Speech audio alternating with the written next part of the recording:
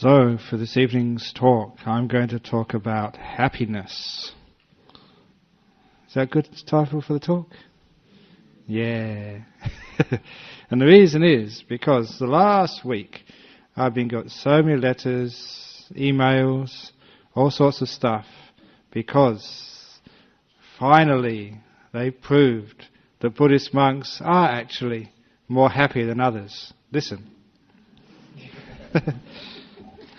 I'm enjoying this. This is many extracts here. This was from the Times of London.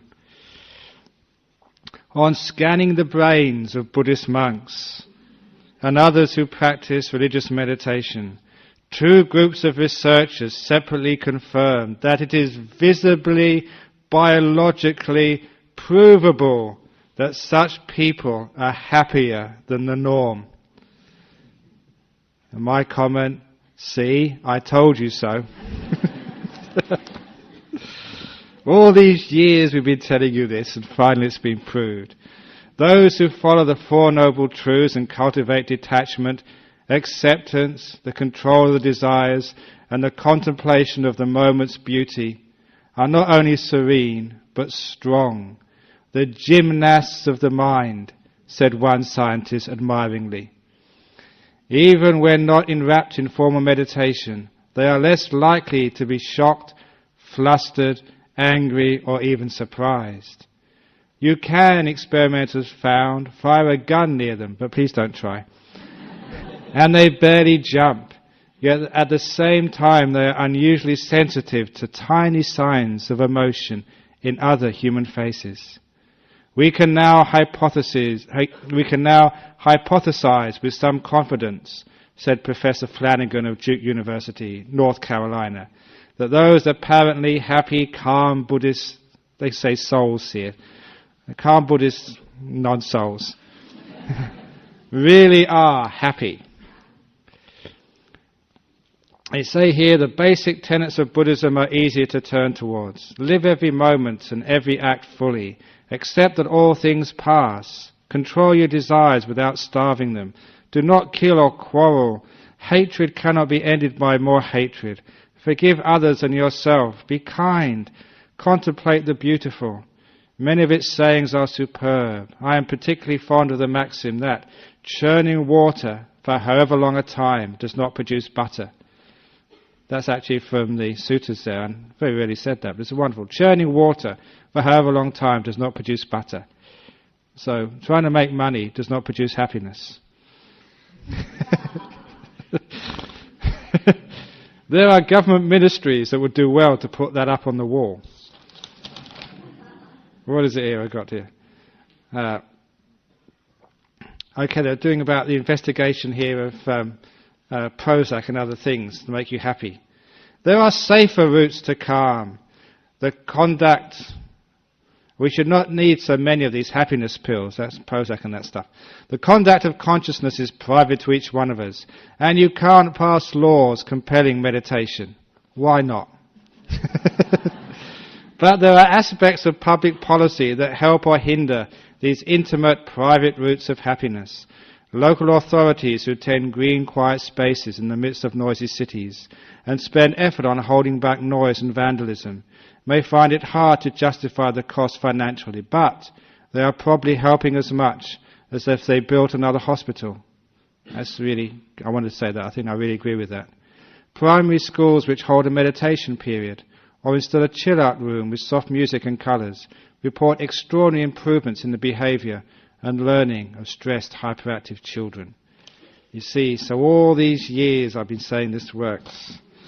Finally, the scientists, they did brain scans and they actually show that the Buddhist monks, meditators, are happier. So, this is what we're coming here for the sake of happiness. And that is, why is that so? It's because this is basic Buddhism. We all know if anyone asks you what is Buddhism teach, you can say the Four Noble Truths. We just mentioned it in there a few moments ago. The Four Noble Truths, and you know the way the Four Noble Truths are taught here. The Four Noble Truths are happiness, the cause of happiness, that sometimes there isn't happiness and why there isn't happiness. Some of you who've read the books say that's not what the Buddha said. He said suffering, the cause of suffering, the end of suffering, and the way to the end of suffering. But the end of suffering, as I keep on saying here, is happiness. And the way to happiness is this Eightfold Path.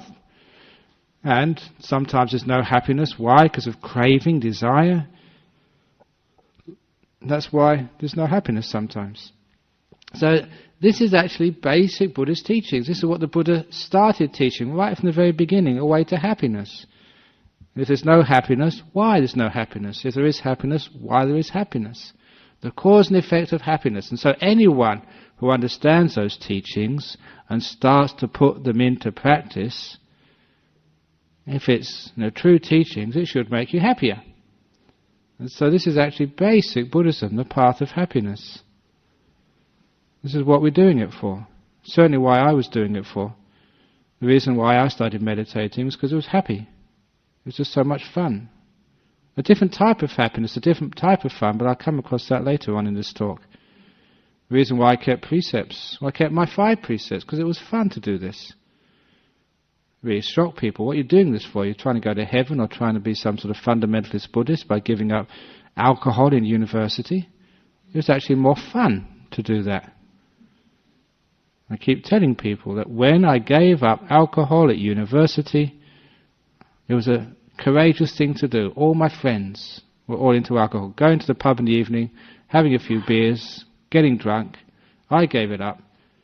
And I thought that was it. My friends would not like to go out with a wowser again. I thought I would never get invited to any more parties, but you know what happened to me? I got invited to even more parties than I did before. And the reason was because they wanted somebody sober to drive them home afterwards. There's many advantages in giving up alcohol. And you enjoyed yourself before when you took alcohol. The first part of the party you remembered. The last part you didn't know what you were doing. It was very dangerous.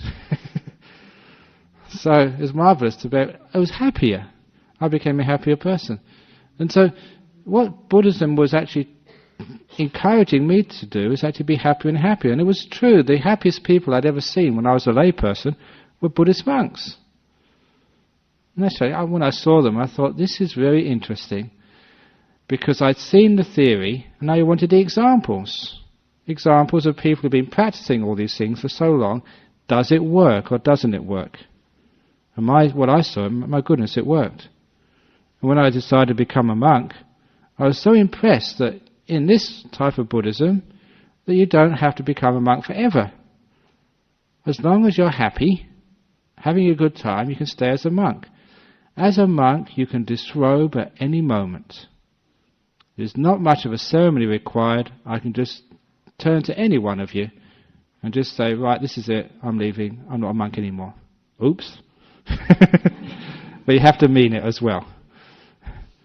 And that's all it needs, actually, to leave. And that really impressed me with Buddhist monasticism, because it meant that you weren't trying to control a person just because of some vow they made many, many years ago. And it meant, because it was so easy to leave the monkhood, the only reason why people were still there was because they must be getting something out of this.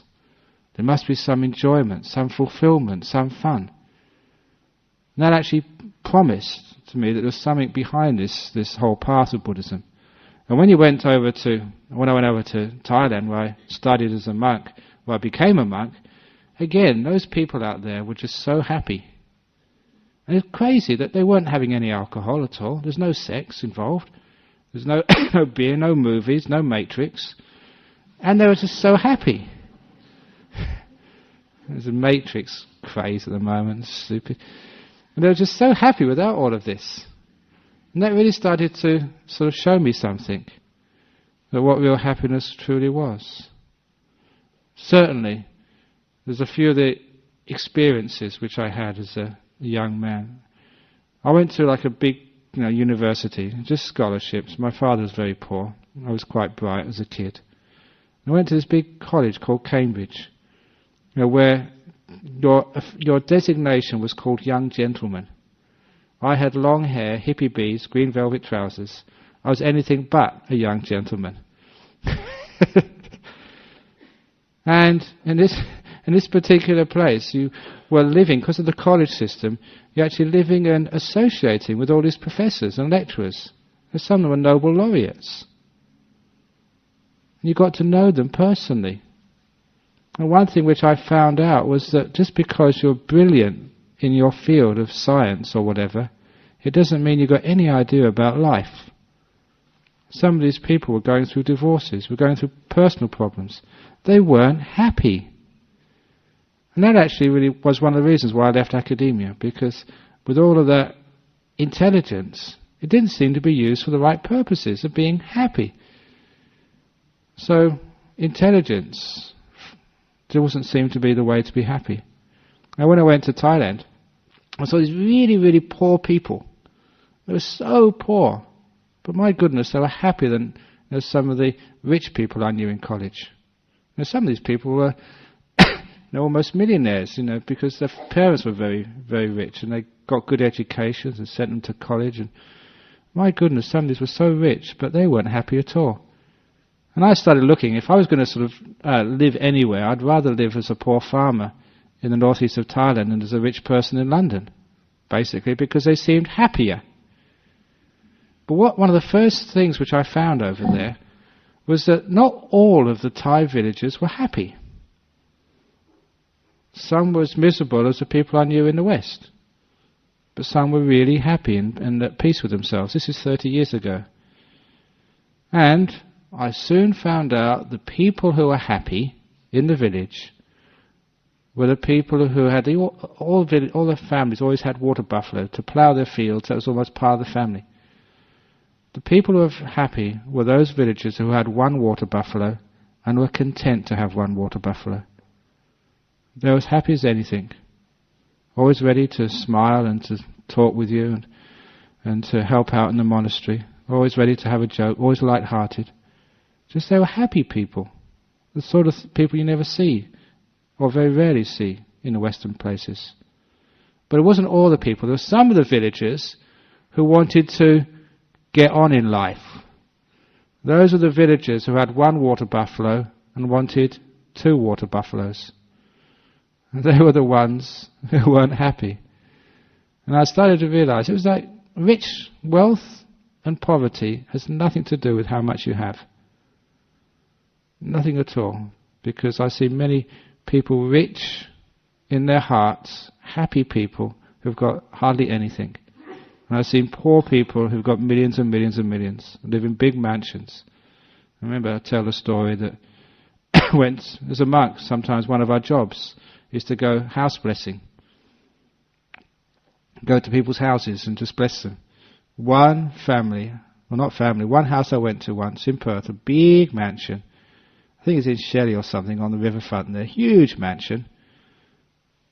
It was by a Thai lady. I think she's left there now. And during the ceremony, I asked her to go to the toilet.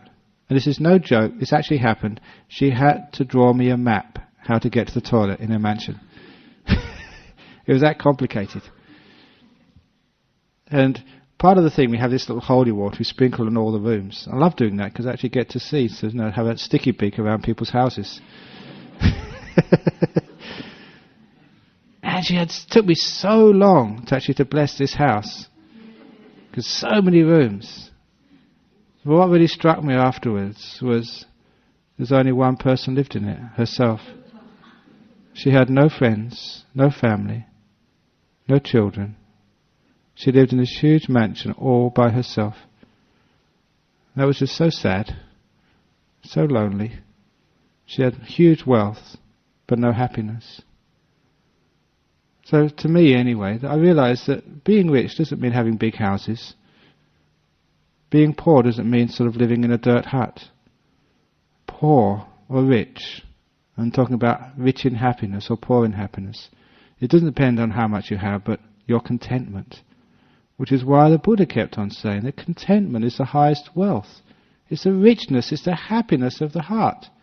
And that's what I actually saw in these monks and these lay people in Thailand. They had this beautiful sense of contentment and happiness. Sure, they worked hard, but they didn't want so much. And this is actually the core of the reason why Buddhists are more happy. Because we're encouraged not to want so much, basically. Wanting is the cause of suffering. Craving, desire. Letting go, contentment, is the cause of the ending of suffering, of happiness. It's a very powerful teaching because it goes against a lot of what we do in the West. And it's part of meditation, it's part of life. We all know if you try and meditate, wanting things, you just get suffering. It's the Buddhist second noble truth, which is why I keep on saying here there's two types of meditation in the world. We talk second noble truth meditation and third noble truth meditation. Those are the two types of meditation people do. Second noble truth meditation is called craving. I want to be peaceful. I want to sort of get blissed out. I want to see my past lives. I want to see the lotto numbers for this week. I want to get rid of my pain. I want to get rid of my sickness. All wanting just leads to suffering. The Buddha said this. And it's basic Buddhist teaching. The Buddha said letting go, giving up, craving, is the way to happiness. That's the third noble truth meditation. This is the way I've been teaching for the last few years. Just sit there and let go. The door of my heart is open to this moment, no matter what it is. It's contentment. It's putting happiness into the moment rather than seeking happiness from somewhere outside. Instead of going searching for happiness in somewhere in the future, in somewhere, I get rich, win the lotto, become famous, find the beautiful partner in the world, get rid of all my problems, so solve this, solve that, then I'll be happy. And of course you know that is never the way to happiness. You've been doing that all your life. Is your work finished yet? Have you found that happiness yet, which you've been struggling for all the time? Of course not. There comes a time when you stop all that struggling to try and find happiness somewhere outside of this moment, outside of you, outside of your family. That's why that happiness lies in contentment and letting go. It's a strange thing happens that what craving, what desire, what the world promises, if you work really hard then you'll be happy. Try and get this, then you'll be okay. Isn't that what the adverts say? If you actually go and see The Matrix, then you'll really be happy. You haven't lived until you've seen that. Go and go overseas, go to Paris. You haven't been to Europe yet. You haven't lived. You haven't been happy. If you haven't fallen in love, you've never been happy yet. You don't know happiness until you've had a child. All this sort of stuff. Craziness. So what is happiness? You find, sometimes I ask people, the moment in your life, when have you been most happy? Just ask yourself that question. The time so far in your life when you've really, really been happy. Happiest moments of your life. What have those been? I remember just as a student when I was working, trying to save up to go overseas. So I got my scholarship to Cambridge when I was only 17 and had 9 months off. It wasn't really a gap year, it was just what happened. So I had 9 months between finishing school and before going to university. So I got a job, saved up, was going to go to North Africa and United States, Central America. I had a great time, opening my eyes to different cultures in the world. I remember at lunchtime, I was having this little job somewhere in Kensington. I go into Hyde Park, just to sit by the lake. It's interesting, the lake was called Serpentine. Perhaps it was it was an omen of things to come. And I get so peaceful there, just so content, hardly a worry in the world. And I thought, this is really what life is all about. Just sitting by a lake with no responsibilities, free, at ease, with my lunch hour. And of course later on in life, when you were working hard, as a school teacher, you got all these responsibilities and you lost that sense of peace and just contentment. It was only later on as a monk you got that contentment back again. Just when you're sitting by a lake. Now as a monk you sit by the mind, which is the beautiful lake inside, just content, having your lunch hour. Lunch hour is a very beautiful concept because it's the space we have between our work where we rest and we relax. This is what letting go really means. Too many people think that to let go you have to do absolutely nothing. And those of you who've been to see the monks in our monastery at Serpentine, or go and see Sister at Gitchiganam, you know just we work really hard. But not all the time. No matter how much responsibilities and duties you have in the world, the monks learn how to put all of that down for a few moments, to rest and find their inner happiness. This is the reason why people don't find happiness. They don't know how to stop. So much of our lives we keep going, hour after hour after hour. In the last week, how often have you just stopped and paused in your week and just allow everything to calm down and come to a stop? Just to sit by the lake for lunch hour, just to be at peace. We're always moving, always walking, always running, always chasing, never stopping. This is why we find no peace, no happiness, no sense of freedom in our world. We just become just obsessive doers. We've forgotten how to just stop from time to time. This is one of the reasons why Buddhist monks are happy. Why it's proven to be so. Because we know how to stop. How to let all those burdens down. Just for a few moments. It's called non-attachment, which means letting go. Sometimes we have to contemplate this first, actually to at least convince ourselves it's worthwhile doing. Why is it we always worry about the past so much? Why is it we always just concern ourselves about the future over much? It's just an obsession which we have. It's got no validity rationally. We all know that the past is just so uncertain. What you think happened probably never did happen. Just as somebody was telling me just the other day, they were involved in a car accident, and when they went to the police station, they put the report in to the police station, and afterwards they realised they made a mistake. And they thought, oh my goodness, they're going to go to jail for that. They lied to the policeman, or to the police station. And I tell them, look, it's well known. Ask any policeman that when two people see a traffic accident and they take the witness statements, 5 minutes later, those witness statements will be completely different than what actually happened. Even in 5 minutes ago, we can't remember exactly what happened. One of the old meditation tricks, sometimes we do to see how mindful people were. Your shoes, where did you leave them when you came into this room? Are you sure? You think you're sure? One evening, after one of these talks, this happened actually many times, someone came in afterwards, can we use your phone? Because their car had been stolen after one of the talks. So they called the police, and of course our caretaker went outside and said, what colour is your car anyway? Because there's one car left just on the other side of the car park. They'd forgotten where they parked their car. They were sure they put it there, but it went actually somewhere else. Now I think you can all relate to that, can't you? The reason why you can relate to it is because our memory is so uncertain. So why do we bother about the past so much? We don't know what really happened. We think we do, and that's the problem. When we know it's uncertain, we can actually let it go. Isn't it wonderful to be free of the past? Look at how much pain it causes. What happened to you when you were a kid?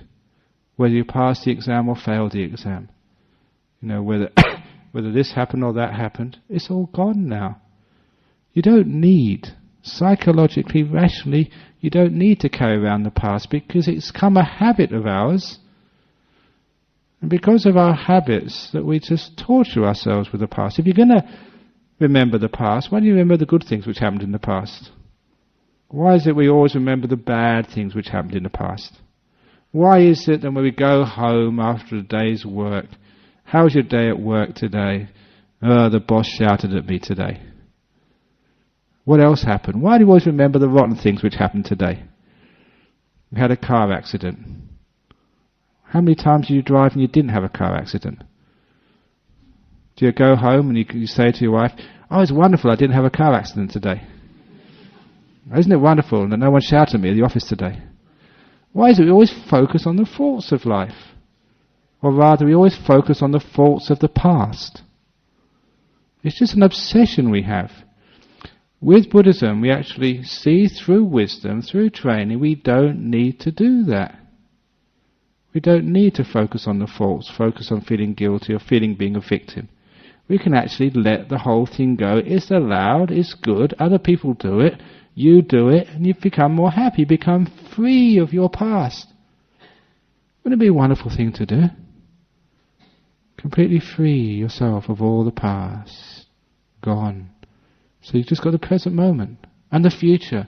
All the scary things which we have to think about. What's going to happen next? People get so scared of life. Recently when I was in Singapore, so many people were scared of getting SARS. I was telling, look, the chance of getting SARS are just so minimal. When I was there in Singapore, 100 people had SARS. It was in the newspaper. 100 people today, 104 people. My goodness, I was trying to get those newspapers to put in 3,990,000 people, 900 didn't have SARS today. That's true because there's 4 million population in Singapore. Just think how many people didn't have that disease. And that actually puts perspective in what's going on. Why is it that we just focus on the faults all the time? Focus on negativity, fault finding. This is why in meditation we train ourselves to seek out beauty. To see the beautiful even in the breath. This simple thing like a breath just going in and going out, going in, going out. It can be the most beautiful thing in the world. We see the beauty in simplicity. Why do you need a television to see all these nature movies? We've got Cottesloe Beach at sunset. We've got these beautiful forests. We've got the southwest. Why do you need to manufacture beauty when you have all the beauty you like just in the moment right here? Why do you want to seek out happiness somewhere else when we've got so much happiness inside of ourselves if we'd only pause and stop to look? This is what actually the Buddha was saying. You're to go against the stream of the world which goes to seek happiness somewhere out there. In the relationship, in the movie, in the food, in the sex. Somewhere out there, then I'll be happy. Buddha said, stop. You find you have all the happiness you'll ever want. Stop looking. Stop searching. Stop trying to seek for things. When you stop, happiness is right there with you. This is why the whole path of Buddhism is all about slowly stopping, slowly calming, letting go, being more at peace. That's the underlying theme of happiness. When we start letting go, how do we start letting go? We start letting go by being generous. We're doing a little fundraiser today because many of the Buddhists are Sri Lankan, because there's been huge floods in Sri Lanka. They haven't been publicised very much, but they're there and people are dying. So there's a little collection out the back there. What a wonderful thing to let go. A little bit of money in Australia goes a huge way in South Asia. This is why we do this. Maybe not because the people in Sri Lanka, actually they do need it, but we also need to help, to give. It's like a bit of letting go, a bit of renunciation, a bit of freedom. And if you just give a little, you get so much happiness back. I've done that in my lay life, even my monastic life. Every time I give something, give my time, give my energy, go and help somebody, you just get so much back in return, so much happiness. Why? The reason is because it's being selfless, giving up, letting go, not wanting anything, but just giving for the sake of giving, sharing for the sake of sharing. This is why it makes one happy. So we're not doing this to get to heaven afterwards. We're not doing this to get brownie points. We're doing this actually for happiness. That's why it's so often that If anyone's been to our monasteries, at Gidjaganup, at Serpentine, even this place here on the weekend, have a look at how much food people bring for the monks. There's much, much more than we can eat. Sometimes I remember just this one monk, the first time he went to England, and there's all these people gave him so much food, and this Englishman came up to him, never seen a monk before, looked in his bowl, and was actually amazed, actually disgusted, actually how much food this monk had in his bowl, because he looked in it and said, "Blimey, that's enough to feed a bloody army." That's what he actually said. So this monk was a bit embarrassed, but he told us a story afterwards. Because he only eat one meal a day, so it has to be quite a bit. Imagine all your dinners, all put in one bowl, breakfast, lunch and dinner and all that we eat in between. Of course it's a lot. But imagine people bring so much we ask, why do you bring so much? It's not that we need it. Why do people go all the way from Perth, all the way to Serpentine, an hour's drive there? We're the only place where people actually bring us dinner, where we have guests, and where the guests do the washing up. I mean, if you invite guests for dinner, at least you do the washing up. But our guests do the washing up as well. They feed us, they do the washing up, and they take it away afterwards. And I keep on asking, why do people do that? And all the time the same answer, because they get happiness out of this. They get happiness out of caring, looking after, sharing. That is the first type of happiness coming from letting go. The happiness of generosity. Of just caring, sharing, giving for others. It doesn't have to be money. Just giving time, giving energy, giving effort for others. People who go and work in hospices, hospitals, just for the sake of it. This is where you get so much happiness out of this. For 2 years when I was a student, I'd spent I think it was Thursday afternoon, going to a local hospital helping out with Down syndrome kids. I got so much happiness out of that. So much so that in the last time when I was, well, it wasn't the last time, one of the last times I went there, in the afternoon, I'd been working with these kids for so long that everyone trusted me there. They gave me the whole group to look after. There's 2 groups. I looked after one whole group for myself in the first session, then we stopped for tea, and I looked after the second group in the second session. I didn't know what was going on. I was stupid. After the second session, they put all the 2 groups of kids together with all of the occupational therapists and all the other nurses there to make a presentation to me. Of all the students who've ever helped out, volunteered there, I'd been there by far the longest. And they wanted to thank me. And so all these kids, these Down syndrome kids, had actually tried to make little things, little presents for me. They weren't sort of very well made because these kids could not do very much. They all presented me with these things. And my goodness, you cried. It was so touching. Because I was stupid, I didn't know what they were up to. And after making this presentation, they said that you've been the student who's come here the longest. We know that it's finals week, next week. You have to do your exams. So this will be your last session. And I always remember this. I actually asked them, said, "Look, my exams don't start for another week. Can I please come back next week again?" And I actually almost begged to come back again. And I did this because I enjoyed it. I wouldn't miss it for the world. I got happiness out of that. It wasn't doing service in the sense of, I was trying to sort of sacrifice myself for others. I was getting so much happiness out of this. It was fun. I was learning about how compassion makes you happy. Our service, giving, is letting go again. And that's actually why I started keeping my precepts, because of letting go. You didn't need to have alcohol to be happy. You didn't need to sort of lie, to get your way in the world. You didn't need any of these things. You're happy quite naturally. Why is it that sort of people have to go and drink to be happy? I can't understand it myself. Happiness is natural to people if you can just let go and stop worrying about things. To be able to let go of the past, not be afraid of the future. You can enjoy each other's company. If you're in an aeroplane, so what if it gets hijacked? Nice story to tell people on a Friday night when you sort of next come to Perth. There's people in Singapore told me once that if you actually get killed in an aircraft, it's one of the best ways of dying, for 2 reasons, like dying in an air crash. The reason is that first of all, it's instantaneous, you don't feel anything. And number 2, your relations get a big insurance payout. And there's no need for a funeral, number 3. You're sort of cremated on the spot.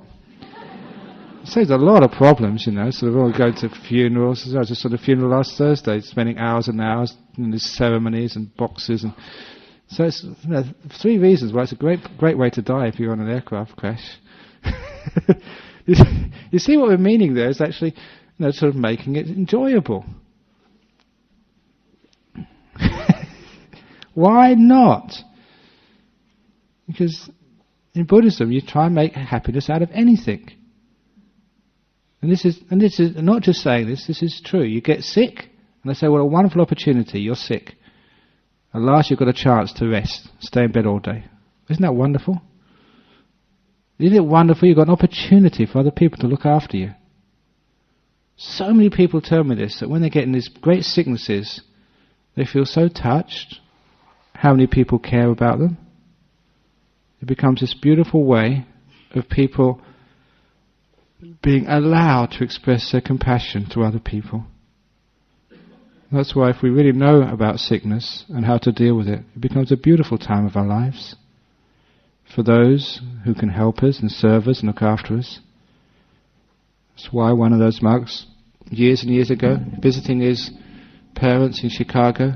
Chicago is a very, very cold city, especially in the winter. It snows, it's icy. He slipped and broke his leg. He was put in hospital.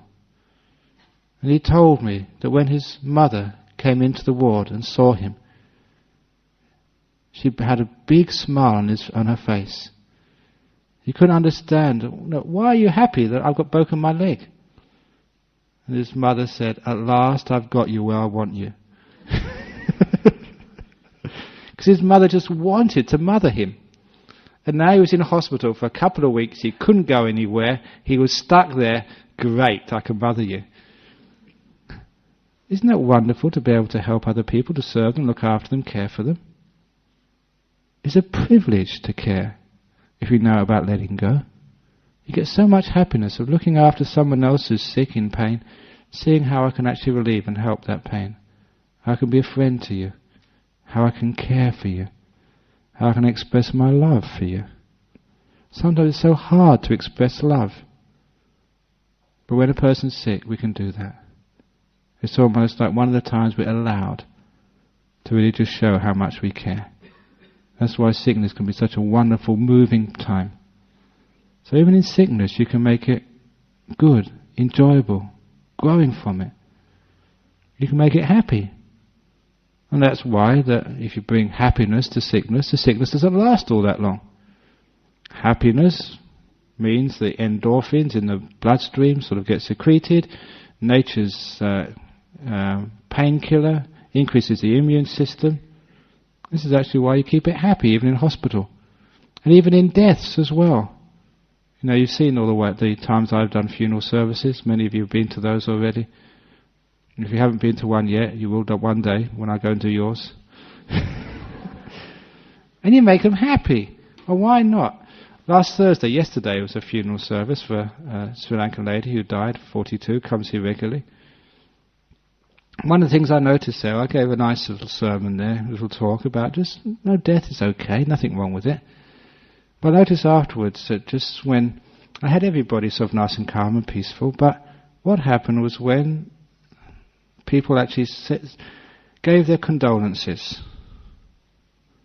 It was like Westerners. They weren't Buddhists. And I sort of really should have gone up and told them, look, don't do that ever again. Everyone was nice and peaceful, but then they came out, oh, you poor thing. Oh, isn't it terrible? Oh, isn't it awful? Oh.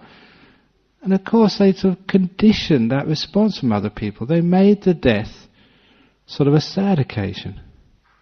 Just because of our unwise responses to what's going on. It wasn't their wife who died. But they said, oh, isn't it sad, isn't it terrible? Because we've been conditioned to think like that. And Buddhists, when they've changed that conditioning, they can actually take all of these occasions in life, death and sickness, disappointments, and they can handle it with much greater ease, less suffering, even with happiness. After all, when a person dies, their job in this world is over. It's like retiring. Aren't you happy when you retire? You don't have to go to work anymore.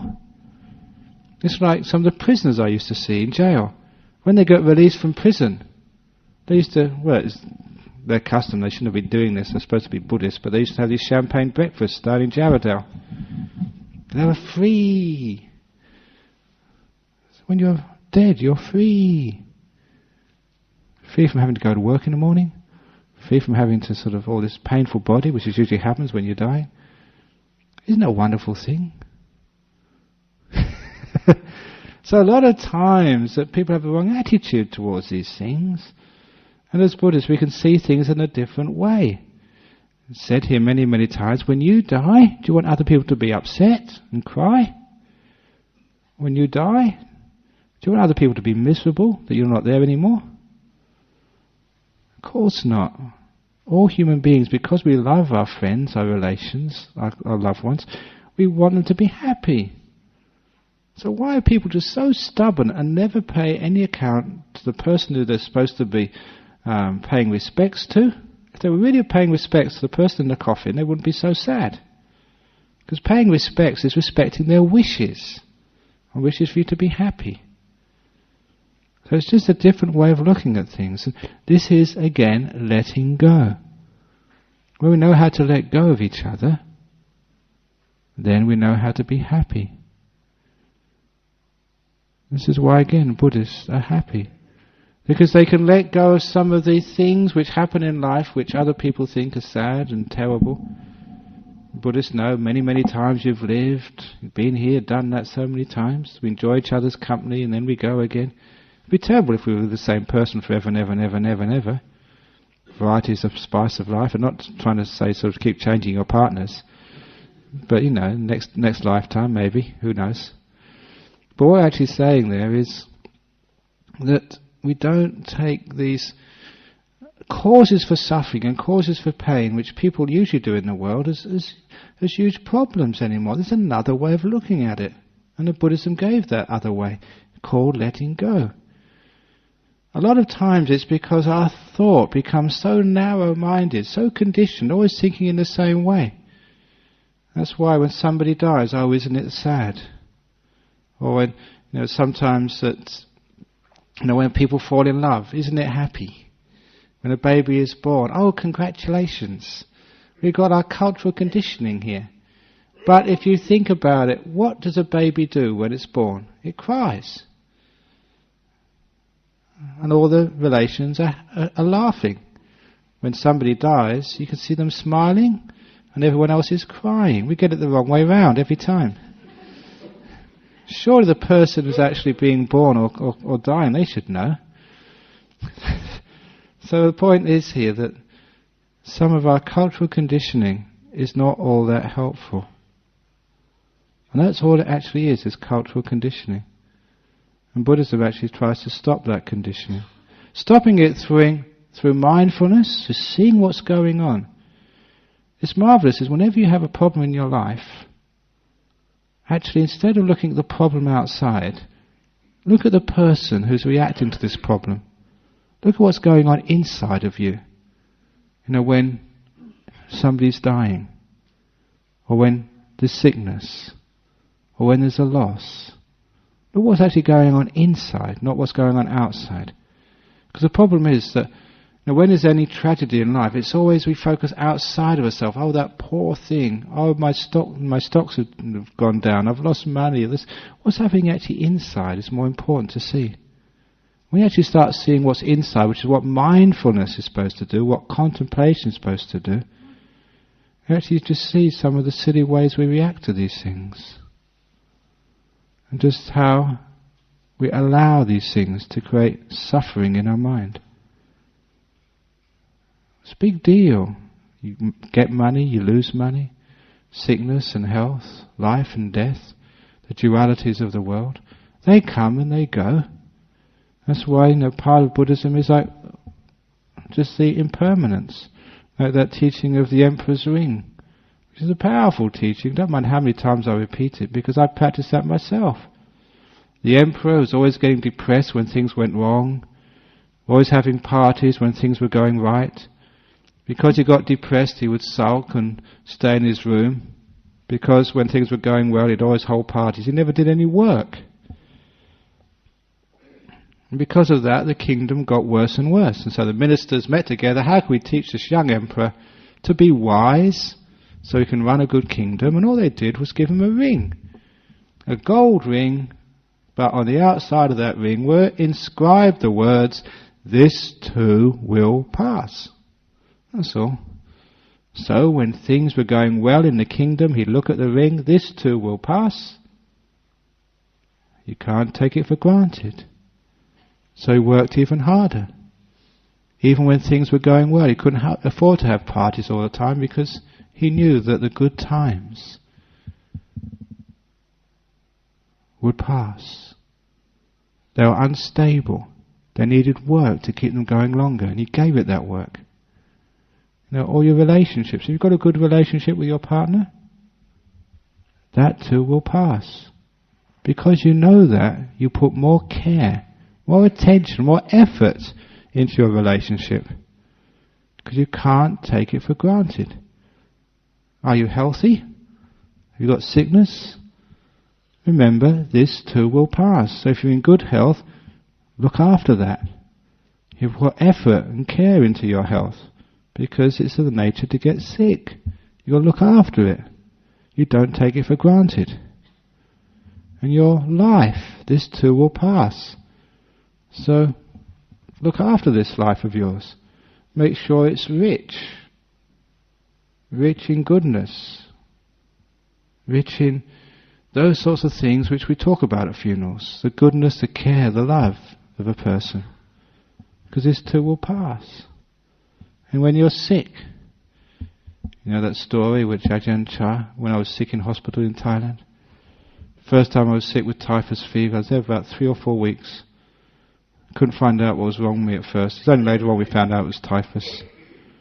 You know what it's like in a third world country, in a backwater of a third world country, in a hospital ward. My first memory of that ward was at 6 o'clock in the evening. The nurse went. After 7 o'clock, still the night nurse hadn't come. So I turned round to the monk sitting in the next bed. "When's the night nurse coming?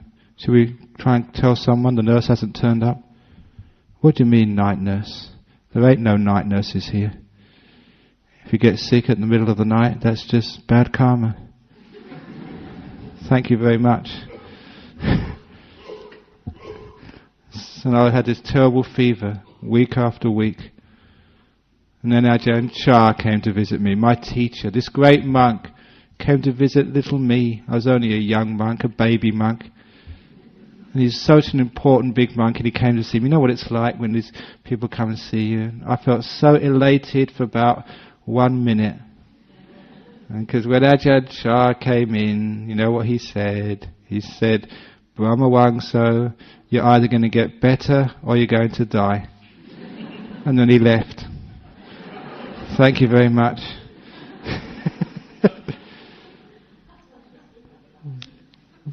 But just how true that was. He didn't sort of mess around. He just told it as it is. How can you make fault with that? That's true. Whenever you get sick, it's not going to last. This too will pass. So you don't have to worry about being sick, because it's either going to die or you're going to get better, one of the two. So what it means, the pain is not going to last forever. There's, the weakness. So this is what I mean by this too will pass. So no matter what's happening, if you're in grief or whatever, it will pass. You don't have to worry about it. If you're depressed, you're in depression, don't worry about it, it will pass. You might just see how long you can be depressed for. See if you can beat your record. Keep notes. See if you can be depressed for longer than you did last time. All you're doing there is just, when you're actually saying that, to see how long you'll be depressed for, it's reminding you that it won't last forever. This is the trouble with depression or sickness. When you think it's got no end to it, then you can't handle it any longer. And that really becomes suffering. But when you know it's going to end, then you know it's tolerable. This is actually why, when we realize that things will pass, whether it's sickness, disappointment, or whatever, we can actually handle it. It makes much greater happiness. When we know it's going to pass, we're letting go. So this is actually why Buddhists are happier than other people, because we can let go. It will pass. It doesn't matter what happens. When I first became the abbot of the monastery in Serpentine, I made this resolution. I thought, well, it doesn't really matter. If I do really well, then that's great. I can help a lot of people. But it'd be even better if I really stuff up and make a mess of things, because then people can leave me alone. I can become a hermit. That's even better. It's always a win-win situation. That's always in life. It's a win-win situation if you know the Dhamma. Doesn't matter what happens. If I die tomorrow, it's great. Be at peace at last. If I don't die, then I can actually work harder and do more good karma for other people. Either way, it's a win-win situation. So this is actually just a different way of looking at things in life. If your husband leaves you, then it's a win situation. You can go off and become a nun. It's so hard with the husband over there because you've got to look after them and all this sort of stuff. So it's always a win-win situation. If they don't leave you, then you've got a nice companion for your old age. Someone to work and pay the rent. So it's always a win-win situation. Whichever. So looking at the positive side of life, and why not? Why is it that human beings always tend to look at the negative side of life? There is a positive side there, so have a look at it and incorporate that into your life. This is what is said in that little essay there about seeing the beauty in things. That's why it's so hard for, as a monk, to get angry at other people. Because you see so much beauty in other people. How can you get angry at them for doing things like that? I see this, stupidity of some of the monks in the monastery. I saw myself, I used to be even worse than that when I was a young monk. So how can you be sort of critical of others and get angry at others? You just can't do it because you see the beauty of other people. In Mahayana Buddhism we see like the Buddha nature in others. How can you be angry at Saddam Hussein?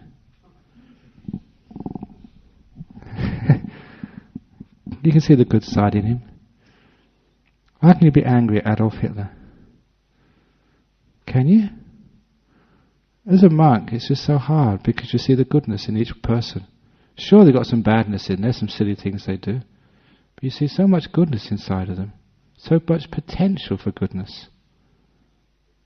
That's why you can't get angry at them. You know that story which I've been telling people about in Thailand during the Vietnam War, when there was the insurgency there, and where they solved that insurgency by giving amnesty, giving forgiveness. And I told that story in Sydney just about a month ago.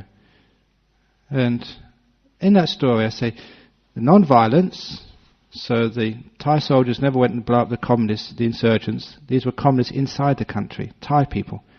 Number two, they tried to address the real problem by looking after the countryside, making it sort of prosperous. And number three, they had this forgiveness, amnesty. Any of these communist guerrillas, terrorists, internal terrorists, who were blowing up soldiers, torturing monks.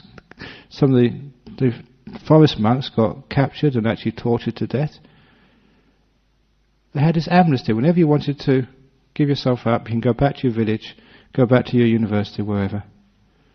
And so eventually all the communists gave themselves up, and they were just completely forgiven.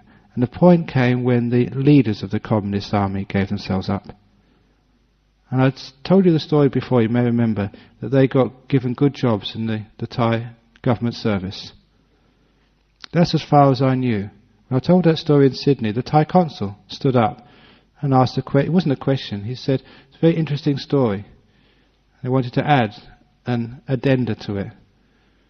He said, 2 of those leaders of the communists, they were given good jobs in the civil service, and those 2 of them are presently ministers in the Thai government. One a very senior minister. I was so impressed. These were people who would normally be actually put in front of a wall and shot dead, or they'd been put in jails to rot for the rest of their life, or hung for war crimes. But they were given forgiveness, and they had their chance to use their abilities, organising abilities, their commitment to a cause for the government. Beautiful sort of strategy, and the Thai government took them in and actually made them work for the Thai people, and now they are actually ministers in the government. Ex-communist guerrillas who were trying to overturn the government are now working for it. That's what I mean about forgiveness. That's Buddhist attitudes. Isn't that a wonderful use of our resources? That's why you can see the good in everybody. There's potential there. So we can actually change the world by not wasting the great resources, but by turning them into good resources. That's why I can't get angry at people. You can see the Buddha nature, the goodness in everybody. This is actually why you can be happy. So these are many, many little pointers here, different ideas of actually creating happiness in one's life, seeing beauty in everything. Beauty in sickness, beauty in death, beauty in many things. That's why Buddhists are happy. And it's been proven. And there we go. So if you want to be happy, this is the place to come. What I usually call happy hour at Dhammaloka Buddhist Centre. So thank you for coming to happy hour. And may you all get happier and happier and happier. So thank you for listening to Why Buddhists Are Happy.